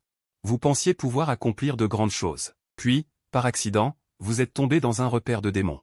C'était un chemin difficile, mais vous étiez inébranlable et déterminé. Finalement, vous avez réussi à tuer ce vieux démon. Vous avez gagné le temple de Bodhi, mais vous avez aussi été grièvement blessé. Vous avez fui, épuisé. Même aujourd'hui, Zhang Xuling pense que vous n'auriez pas dû survivre. Vous ne pouviez pas courir. Derrière vous, il y avait des poursuivants, et devant, tout était sombre. Par une nuit étoilée similaire à celle d'aujourd'hui, deux jeunes se sont partagés un fameux trésor. Ils l'ont utilisé comme un apéritif en levant leur verre au clair de lune. L'un d'eux était ivre. Dans un moment de confusion, il a demandé aux jeunes de le tuer pour ne pas tomber entre les mains du démon. Plus tard, il a sombré dans un profond sommeil. Quand le soleil s'est levé, il a découvert avec étonnement qu'il était toujours étendu là. Autour de lui, c'était un champ de sang, les corps s'accumulaient. Mais dans un rayon de 3 pieds autour de lui, c'était une zone désolée, même les fleurs n'avaient pas été épargnées. Le jeune tenait son épée, le sang sur lui était rouge, plein de blessures. Mais il souriait, à ce moment-là, il pensait que tout n'avait pas d'importance à part ça. Le sourire du jeune était précieux. Depuis ce jour, deux prodiges ont affronté tous leurs ennemis comme un soleil ardent. Ils sont arrivés au sommet, Zhang Foulin tourne la tête, ses yeux semblent orbiter comme des étoiles. Peux-tu me dire comment vous avez fait à l'époque? Juste un esprit de jeunesse, et la détermination comme un arbre qui regarde au loin. En souriant, Zhang Foulin baisse légèrement les yeux. Le passé est toujours léger et apaisant. Combien de douleurs seuls le savent. Que de joyeuses paroles échangées avec un verre à la main. Et ensuite, où est-ce que vous allez? Le désert, dit Zhang Foulin, je ne sais pas, peut-être se balader. Revoir de vieux amis. Peut-on ne pas partir? Zhang Foulin se rapproche de toi. En s'appuyant contre le vieux arbre, il cache une émotion inavouée. Il se sent si fatigué, il a envie de se reposer un peu plus longtemps. Il t'invite à admirer la lune, le plus dur, c'est de lâcher prise. Tu n'es pas un bloc de bois, tu ressens profondément l'émotion de l'autre, mais tu es vraiment fatigué. Un chemin d'épreuves sans fin, et voilà qu'une chance se présente. Il a cette impulsion en lui, il veut t'accompagner, mais la charge est trop lourde. La voie sacrée est impossible, il ne peut pas partir si facilement. Mais pour l'instant, il parcourt ce monde, attendant que tu sois prête à voir les fleurs de péché. Avec un silence déterminé, il lève les yeux vers toi, un peu hébété. Puis, son sourire s'épanouit, aussi captivant qu'une fleur dans la vallée. Il ressent une tristesse lointaine. Ça fait mal. J'attends, ne jure rien, il s'approche du jeune homme. Ensemble, ils partagent un moment d'une beauté indescriptible. 4 jours plus tard, il dit au revoir à la petite fille. La petite fille pleure beaucoup, elle sera triste. Ma mission est accomplie. J'espère qu'à notre prochaine rencontre, tu seras un grand moine à part entière. En essuyant les larmes de la jeune fille, il dit, il est temps que je parte. Accompagne-moi un peu. Ce qui s'est passé hier a beaucoup fait parler, toutes les puissances sont sur le qui-vive. Fais attention sur la route. En passant, il lui offre un câlin, puis crée une ouverture vers le vide, en lui répétant de faire attention. Laisse-moi m'inquiéter pour ça. Tu ne t'inquiètes pas? C'était déjà prévu que tu me laisses tout gérer. Il se plaint en retour, fermant le portail spatial. La petite fille à côté de Shulin ne comprend pas, elle voulait encore parler à Yanqing.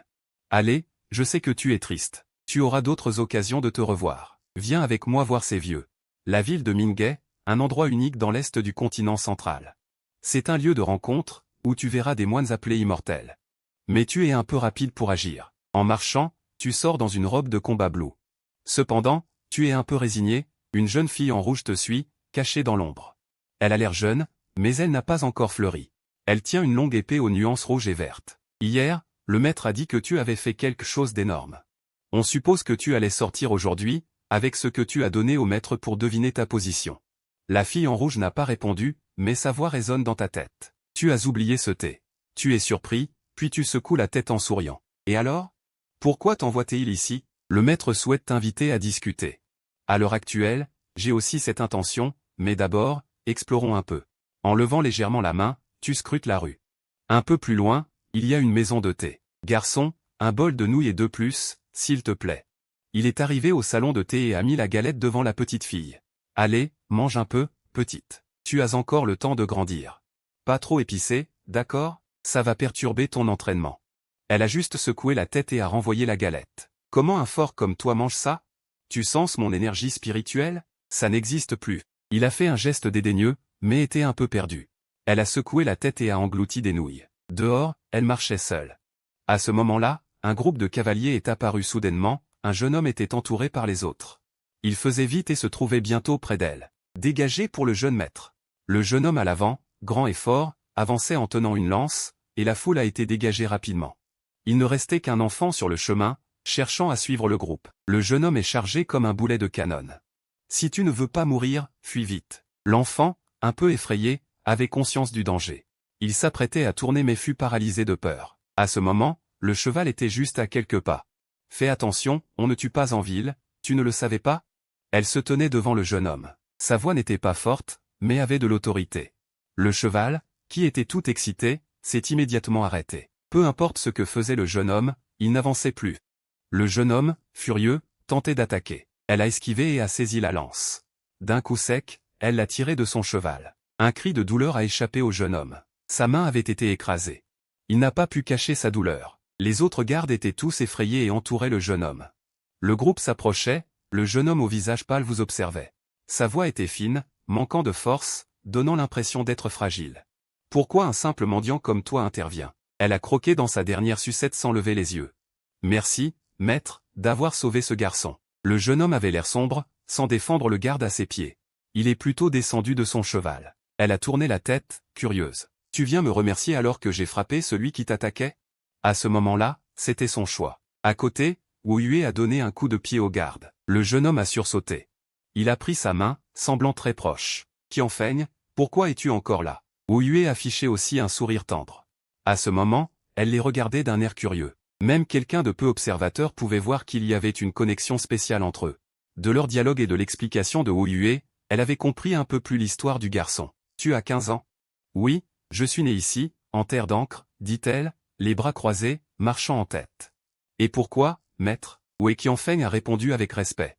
Parce que Wu Yue vient de lui dire discrètement qu'il est une personne importante à ne pas contrarier. Tu regardes derrière toi et tu fais un geste de la main, perdu dans tes pensées. Le père de Wei Qianfeng, Wei Jin, n'était qu'un gamin. La petite sœur Ding a été tuée par un démon en rentrant chez elle. Tu n'avais que 12 ans, très innocent, mais tu étais déjà le plus fort des trois. Tu les as rapidement maîtrisés et leur as donné une bonne leçon. Ensuite, ce démon a été neutralisé, et tu as rapporté sa tête à ton maître. Ce jour-là, alors que l'orage grondait, tu as essayé de masquer tes pleurs. Ensuite, vous êtes devenus amis. Vous avez traversé tant d'épreuves ensemble, partageant des moments de joie autour d'un verre. Chacun de vous a suivi son propre chemin, mais vous avez partagé une partie de votre vie. Sans t'en rendre compte, tu es arrivé devant ce bâtiment unique qui a fait ressurgir des souvenirs. Tu te souviens qu'un jour, tu as présenté ce bâtiment à Lu Jingguo, et après avoir bu, vous avez beaucoup ri de ça. On t'attend depuis un moment. Un vieux bonhomme à côté te crie depuis l'entrée. Il n'y a rien de spécial à dire. En le voyant, tu lui mets naturellement la main sur l'épaule. Qu'est-ce que tu as apporté de bon à boire aujourd'hui? Évidemment, on a tout bu, il n'y en a plus. Dans la cour du manoir de Ningay, un vieux et un jeune boivent ensemble pendant que Wu Yue prépare à manger. Après toutes ces années, ses compétences en alcool n'ont pas beaucoup progressé. Tu as pris une gorgée, et tu fais une grimace. Si tu n'aimes pas, libre à toi, c'est ma dernière bouteille. Yu Jing lève son verre, prend une gorgée, indifférent à ce qu'il y a dedans. Il ne se soucie pas des saveurs, pour lui, tant qu'il peut boire, c'est tout ce qui compte. Cette fois, je ne rigole pas, on va tous y passer s'il continue comme ça. Et toi, tu restes un peu silencieux. Le temps passe, mais tu as toujours cet air juvénile. En réalité, Lu Jing n'a guère plus de 60 ans, mais ses combats l'ont usé. Il a perdu de sa vitalité à force de se battre et d'apprendre des techniques obscures. Et Ling Xiaoxiao, n'était-elle pas censée être ta femme? Tu te rappelles, le bruit du vent dans les saules?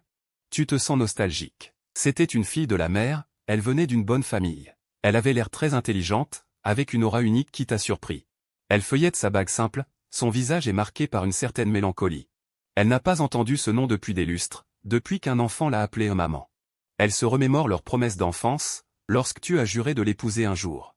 La vie a ses détours, c'est un peu dommage. 60 ans de vie, à tuer des démons et rien d'autre. Il n'y a rien à regretter, et l'amour n'est qu'une belle illusion. Ah, tu sais, ça vend bien. Je préfère pas parler de tout ça. On va changer de sujet, le voyant a dit que je suis une étoile solitaire dans cette vie. C'est juste que j'ai pas beaucoup de chance. Oui, je sais. Il manquait juste un peu. Tu rigoles, mais la tristesse est là. L'important, c'est de vivre. On sait de quoi on parle, non? Pas besoin d'en parler plus, et j'ai déjà payé le double. Ces 2 bouteilles étaient pour Wei Jingyan. Sa santé était même pire que la mienne. Elle vient souvent, on buvait ensemble.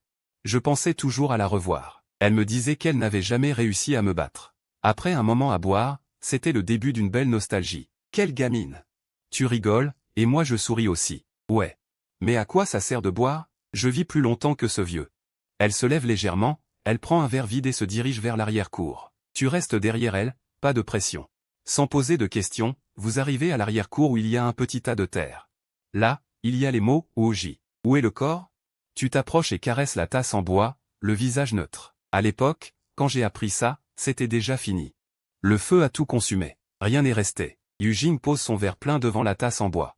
Elle s'assoit par terre, se fichant de son image, tenant la tasse, un peu ivre déjà. Ce jeune est venu te voir. Dommage que tu sois parti trop tôt. Il ne boit plus autant qu'avant. Je crois vraiment que tu as une chance. Yujing parle à voix basse, tu es accroupi. Une brume blanche s'élève du sol. Tu ne sais pas quoi dire, vous avez une forte connexion. Le temps passe trop vite. Les anciens amis sont éloignés. Peut-être que ce dernier au revoir est le dernier. Un matin, avant l'aube, tu es assise dans la cour du maître de la ville, attendant le lever du soleil. C'est l'un de tes passe-temps préférés. Regarder le soleil se lever et se coucher. Il y a peu, en été, on a remarqué des mouvements dans cette plaine. Sans doute des monstres à l'œuvre. Félicitations, tu as reposé une journée, récompense obtenue. Avec le bruit du système, le jeune homme murmure, c'est la vérité. Le bruit des pas a brisé tes pensées. Tu te tournes. Tu vois Wei Yuan s'approcher avec une assiette, toujours vêtue de ses habits rouges d'hier. Salut, pourquoi tu n'es pas avec Lu Jing? Le maître m'a demandé de te suivre. L'expression dans les yeux de Lu Yuan trahit un brin d'expérience. Il a remarqué que tu es différente. Ça a l'air d'être bien. Tu penses que ça se passe mal avec Lu Jing? Après avoir bu hier soir, tu as vérifié son état. Franchement, c'est assez mauvais. S'il n'y a pas d'imprévu, dans 2 ans, il sera en danger. Si la situation with le clan démon ne s'améliore pas, il n'arrivera même pas jusque-là. Yujin élève Wu Yue comme sa propre fille. La petite est très rancunière. Elle est directe. Ces années, elle a enseigné à de nombreux fils de nobles. Yujin connaît bien la cruauté du monde. Il craint que, après sa mort, la petite soit maltraitée. Donc, il veut juste qu'ils passent plus de temps ensemble, pour lui trouver un bon endroit. Tu vois, tu regardes l'épée dans les mains de la jeune fille et tu lui demandes. Wu Yue arrange soigneusement les plats. Il a pratiqué quelques mouvements. Il est très modeste. En fait, il a un bon talent à l'épée. Quand il était jeune, il a montré son potentiel et beaucoup en attendaient de lui. Mais il sait que la personne en face est encore plus incroyable. Yujin est toujours fier quand il en parle. Il a vu tout le processus de ses propres yeux. Oh, tu n'as rien dit. Il continue de regarder vers l'est, en pensant à quelle secte d'épée il pourrait envoyer cette personne. Wu Yue attend longtemps sans obtenir de réponse. Il est un peu frustré, pensant que ce jeune homme pourrait lui montrer quelques mouvements, mais il ne s'énerve pas. Après un moment de silence, il arrive à sortir courageusement quelques mots. S'il vous plaît, j'aimerais apprendre de vous. Tu ne peux pas apprendre mon épée. Il rit légèrement. Il est perdu. C'est la première fois qu'il entend qu'une épée ne peut pas être apprise. Pour lui, ça ressemble plus à un refus. Actuellement, je ne suis pas dans le genre de dire n'importe quoi. Tu vois bien qu'il sait que tu as un cœur de jeune fille. Secouant la tête, il explique. Tout le monde sait que son style d'épée est exceptionnel, mais peu savent que sa force ne vient pas de l'épée, mais de lui-même. Sa technique a été créée après avoir atteint un certain niveau, et en fait, il peut aussi utiliser d'autres armes. En réalité, il trouve juste que manier l'épée est plus impressionnant, alors il a simplement appliqué quelques mouvements d'un manuel. En pensant à cela, il ressent l'envie de s'exercer et commence à faire quelques gestes avec son épée. Aux yeux de Wu Yue, les mouvements sont comme un éclat de lumière, illustrant la légende de l'épée. Directement vers le chemin de l'épée. Je vous en prie, acceptez-moi comme élève. Wu Yue, à genoux, s'excuse pour sa demande. Il est très excité, et son visage est un peu rouge. La personne en face ne semble pas vouloir prendre d'élève. Ça ressemble à un forcing de sa part. Mais s'il veut vraiment essayer, pourquoi pas? Je vais te montrer les mouvements de base. Si tu les comprends, je t'apprendrai les suivants. Il retient la jeune fille de s'en aller. Au fur et à mesure que son niveau augmente, il croit de plus en plus à ses talents et à son destin. Merci beaucoup. Wu Yue est très contente. C'est une opportunité rêvée pour ceux qui veulent apprendre. Elle sort une épée de sa taille. Elle est comme une liane, comme si elle dessinait un paysage en montagne et en mer. Tu as retenu? Les mouvements sont courts. Ils se font en quelques respirations. La fille observe attentivement, essayant de se souvenir des actions de l'autre. D'un autre côté, la petite fille fait le même geste que tout à l'heure. Ça a l'air facile, pensa le roi. Il pense qu'il danse plutôt bien, mais pas aussi fluidement qu'elle. Tu es assis sur une chaise, la tête dans les nuages. Derrière la jeune fille, le soleil se lève et brille comme mille îles. Elle a vraiment du talent, son sourire est subtil. Ça te fait un effet, n'est-ce pas? Monsieur, enseignez-moi le 20e mouvement, un quart d'heure passe vite. La jeune fille prend l'épée en main avec détermination et se présente devant le jeune homme. Son aura est impressionnante. Des traces de l'énergie de l'épée sont partout autour d'eux. C'est le signe que ça commence, mais c'est encore tôt. Tu as déjà frappé, regardant autour de toi, tu sembles un peu perdu. Tu veux déjà rentrer? Pas si vite, lui dit le roi, perplexe. À ses yeux, elle est déjà sur la bonne voie. Oui, mais la force de l'épée n'est pas encore suffisante. Regarde, dit-elle en montrant une étoile dans le ciel. Quand tu pourras la toucher, je t'apprendrai le 2e mouvement. La petite fille sourit. Elle est en extase, c'est comme si elle était dans un rêve. Elle n'a jamais vu une épée capable de toucher les nuages. La jeune fille reprend son entraînement. Elle croit que le maître légendaire ne lui ment pas. Le temps passe vite. En un clin d'œil, un mois s'est écoulé. Ce matin-là, les portes de la ville sont fermées, le son du corps de la guerre résonne. Tu sais que les démons s'apprêtent à attaquer la ville, non? Un puissant sorcier a envoyé un messager au royaume pour préciser la gravité de l'attaque des démons. Il exige de chaque royaume d'envoyer un magicien pour défendre la ville. Mais dans la foule, il ne voit qu'un seul guerrier de son royaume. Il regarde en bas, où les gens chuchotent entre eux, sans montrer d'émotion. « Monsieur, je veux aller au front. » La jeune fille entre, disant adieu. Récemment, un guerrier est venu lui rendre visite avant de partir au combat. En tant que fils de la grande famille, il doit se lever pour cette responsabilité. Tu es trop faible. Qu'est-ce que tu peux changer? Ses paroles sont directes.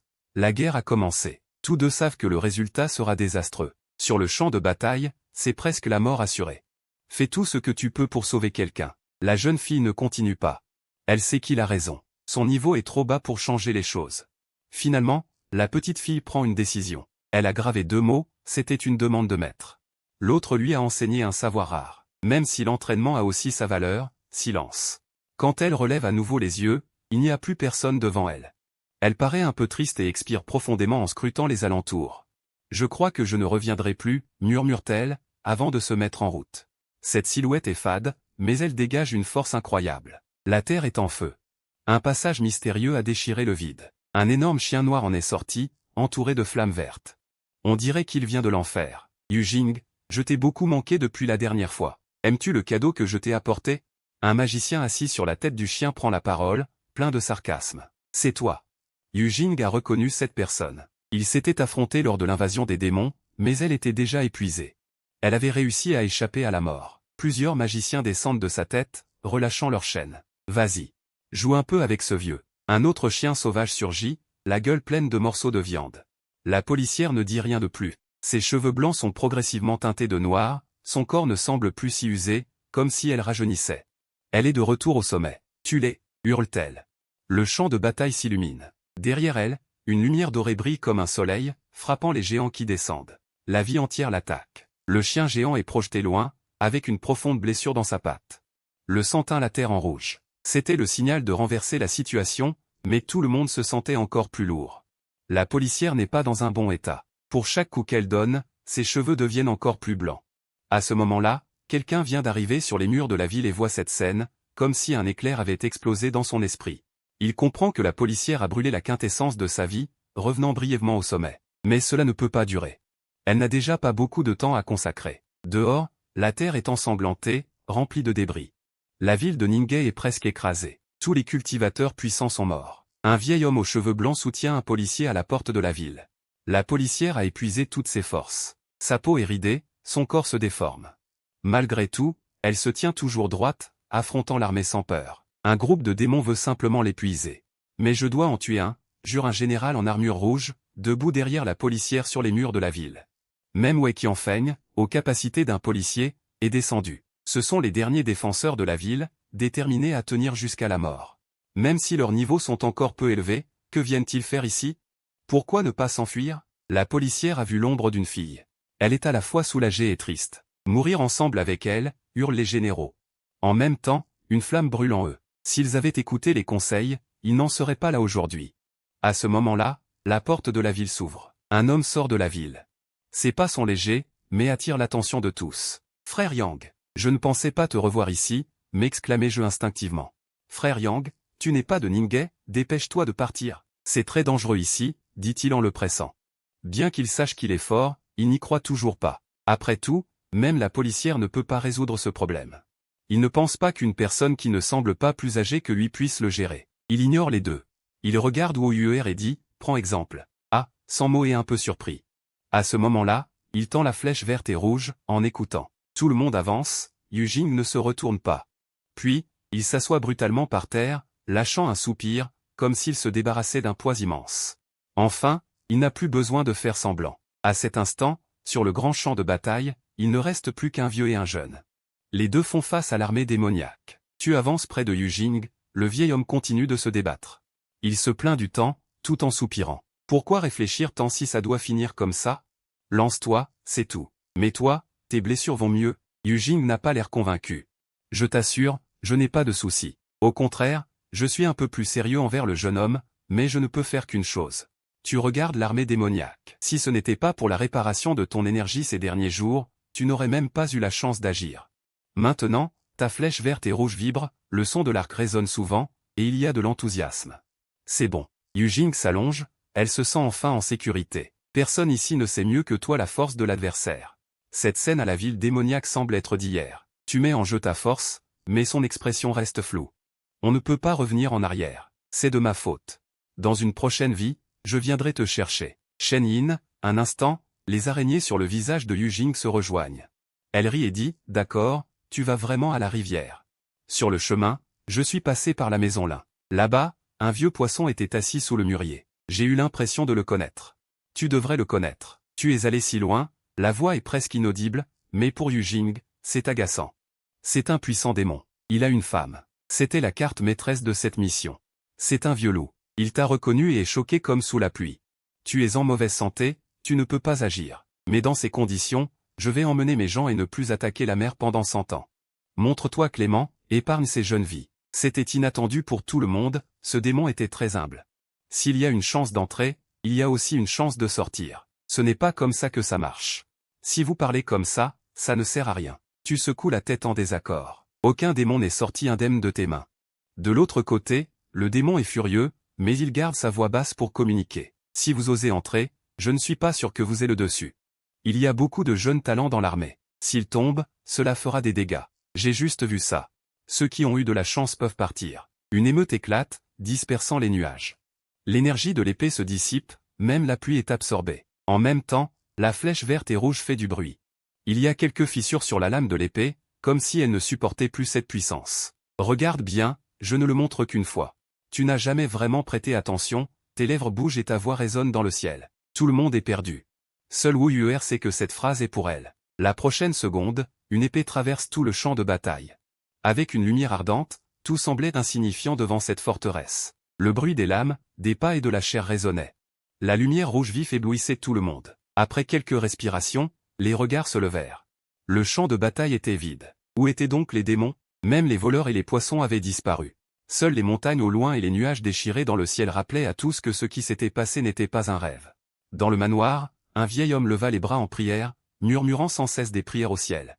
Autrefois, il faisait toujours cela quand il espérait que le jeune homme qu'il se rappelait reviendrait victorieux. La pluie tombait fort.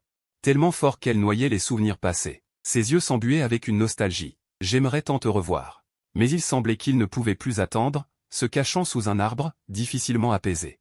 Pendant les 60 dernières années, il se tenait souvent ici, regardant l'entrée, sentant que tout était figé, comme s'il risquait de rater quelque chose. De l'autre côté, au coin, un jeune homme prit une grande inspiration, son cœur battant fort. Il portait un habit de mariage peu adapté à son âge. Alors, qu'est-ce que ça donne? Il ajusta son col. Habitué aux tempêtes, il se sentait pourtant très nerveux. Oui, ça te va bien. Ton visage est un peu pâle. Cette tenue de mariage est un peu démodée, elle était au fond de l'armoire, non? Évidemment, elle est là depuis longtemps. Tant que ça te va. Il prit une profonde inspiration, son teint s'éclaircit. Tu sais, c'est un signe de rajeunissement. En réalité, son corps se détériorait. Une douleur se propageait depuis son ventre. Après un moment de silence, il sourit et dit. Allez, dépêche-toi, il n'y a pas beaucoup de temps. N'oublie pas combien de pièces je t'ai donné. Si tu peux, veille sur cette fillette. Il te fixa intensément, puis se détourna avec un soupir de soulagement. Il ne jetait pas un dernier regard, mais son dos était particulièrement léger. Cette fois, il n'avait pas dit au revoir. À cet instant, la pluie diminuait, les nuages noirs se dispersaient, révélant un bleu éclatant. Le soleil après la pluie était si doux. Chaleur douce, pas brûlante, la lumière dorée se répandait sur la terre. 1 heure plus tard, dans ce territoire, on ne pouvait plus trouver le jeune homme. Le vieil homme avait aussi enfilé ses habits de cérémonie, et cela allait très bien avec son voisin. À cet instant, il ferma les yeux, paisible, gardant une posture de soutien. Tu t'étirais paresseusement sur le toit, perdu dans tes pensées, voyant les deux se retrouver. Ils s'enlacèrent, assis côte à côte sous l'arbre, discutant de choses banales. Le temps pressait mais ils parlaient lentement, comme si l'avenir était vaste et qu'il y avait encore tant de jours à venir. Il s'avère que Liang Xiaoxiao n'est pas mariée, mais a simplement adopté un enfant. Elle l'attendait toujours. Il avait reçu tant de fois l'image de son dos s'éloignant. Il savait ce qu'elle portait. C'était lourd pour elle, il pouvait comprendre pourquoi elle ne venait pas le voir. Il comprenait tout, mais ne pouvait rien faire. Il ne pouvait que prier paisiblement à la tombée de la nuit. Qu'elle soit protégée tout au long de son voyage, comme à l'époque où le garçon est parti se rétablir, la petite fille prit sous l'arbre. Le temps a changé beaucoup de choses, mais il a aussi rendu précieuses celles qui sont restées. Une lettre tombe du toit. Allons-y. On va où? C'est futile de demander. Ses yeux sont encore rouges, mais ses émotions se sont calmées après un moment. Le verre à l'envers, le soleil se couche le soir, les rayons du crépuscule sont enivrants. Tu as levé un verre sous l'arbre, en bas se trouve le chemin de Xiaoxiao et Lujing, tu regardes le soleil couchant. À ta taille, il y a une gourde, à l'intérieur, il reste de l'alcool à moitié bu, c'est aigre. Il y a beaucoup de bière fraîche que tu as goûté, mais on peut aussi sentir un goût dû à la nostalgie.